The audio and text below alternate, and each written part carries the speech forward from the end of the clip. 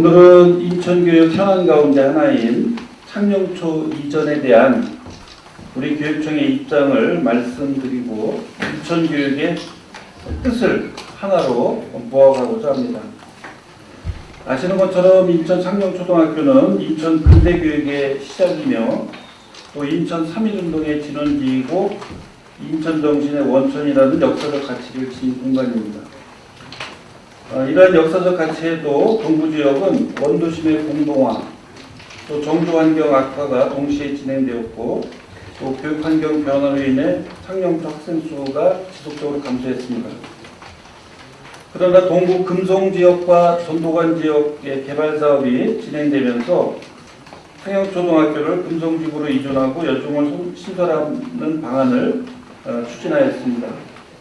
22년 6월 교육청 관계부서 협의를 시작으로 시청, 시의회, 국회의원실과의 논의를 거쳐 8월 31일 학교와 동문회, 관계공무원, 주민대표로 구성된 소통협의체를 만들어 3차례의 협의를 가졌습니다.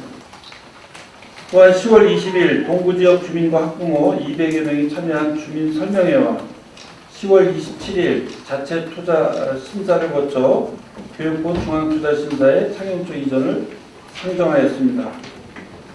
중앙투자심사에 창녕초 이전 상정 이후 시민모임에서 반대 의견이 제기되었습니다.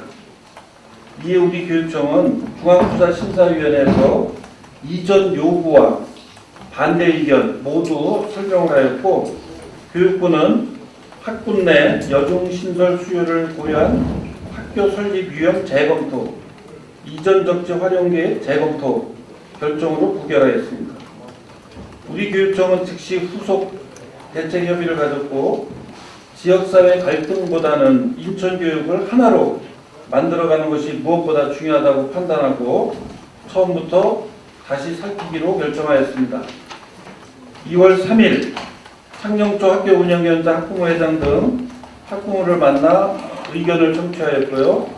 2월 7일 날은 지방교육재정연구원으로부터 재차 컨설팅을 받았습니다.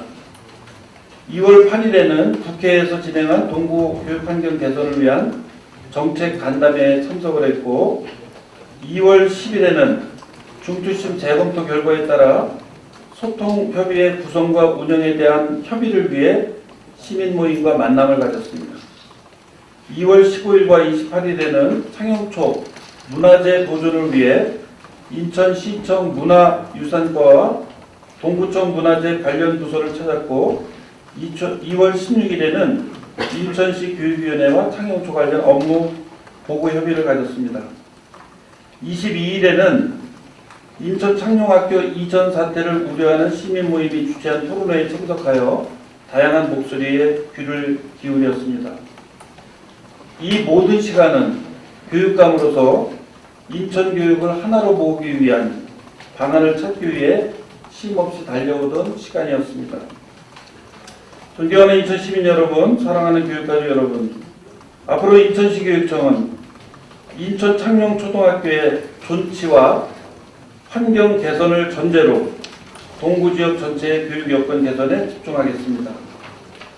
이제는 창녕초 이전 논쟁을 멈추고 하나의 목소리로 동구지역 전체 학생을 생각할 때입니다.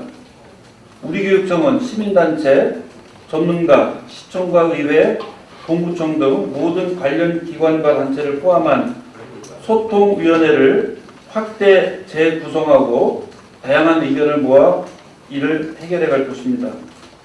앞으로 만들어질 소통위원회에서는 창녕초와 관련된 명확한 역사적 검증을 비롯해 교육환경 개선과 문화재 지정 건물의 보존 방안, 금송지구와 전도관 구역의 개발로 인한 학교 신설 등 동부지역의 교육환경 개선 방안에 대해 대안을 모색하고 인천교육을 하나로 만들어가는 중추적 역할을 해주실 것을 당부드립니다.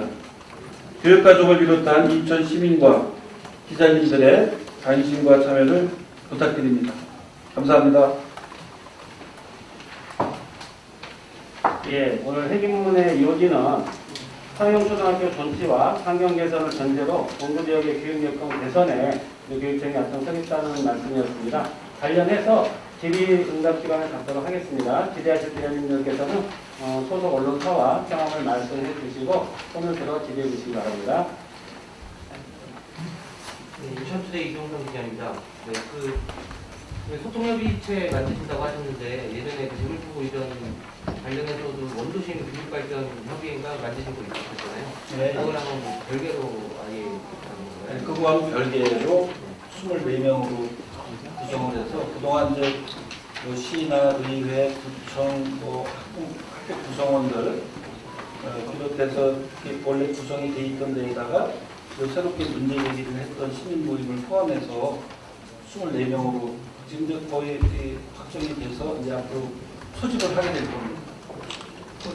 과거에 그 원도심 교육발전 협의회랑은 그건 어떻게 좀 내용이 그거는 뭐 재고 이전을 둘러싼 부분이기 때문에 용역 결과를 토대로 해서 소집을 해야 되는데 이 구성원들도 많이 바뀌고 그래가지고 그거는 뭐 저희들이 더 숙고하고 있는 중입니다.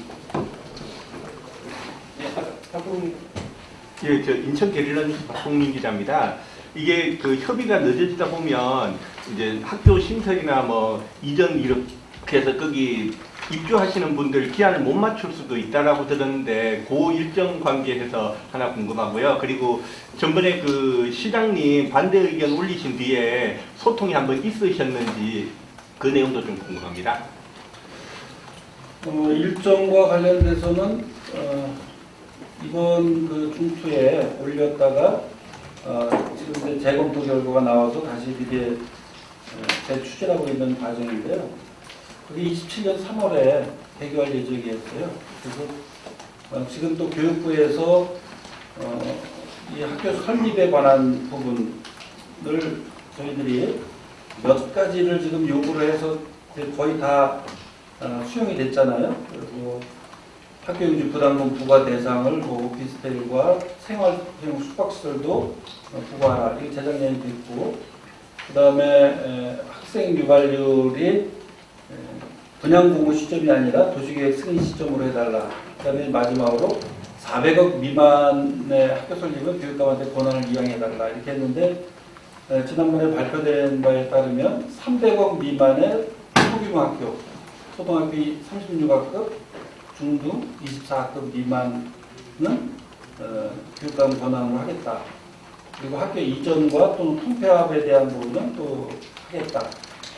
그리고 복합 시설을 복합화, 학교 복합화 이 부분에 대해서도 교육감이 할 수 있도록 하겠다. 근데 이런 것들이 발표가 됐는데요. 그것이 아직까지 제가 지난번에 교육부 장관 만나서 이 부분이 이제 교육감 권한으로 이전하려면 역시 여기서도 굉장히 중요한 그런 프로세스가 필요하고 또 그동안 교육부에서 감당했던 것을 이제 교육청이 해야 되기 때문에 그런 거에 관한 회의를 좀 하고 일정하게 어떤 그 가이드라인 이런 것들이 좀 필요하다 이런 요청을 했었는데 아직 뭐 그 부분이 이렇게 명확하게 지금 정리가 되지도 않았어요. 그래서 4월 중투가 있고 그다음에 7월 중투가 있고 7월 중투가 있는데 4월 중투에서는 뭐 지금 이미 올라갔어야 되니까 이번에는 안 되고 그래서 7월 중투나 아주 늦으면 10월 중투까지 그때는 이제 공투까지 포함해서 이제 열리게 될 텐데 그때까지 하면은 27년 3월 개교는 가능합니다.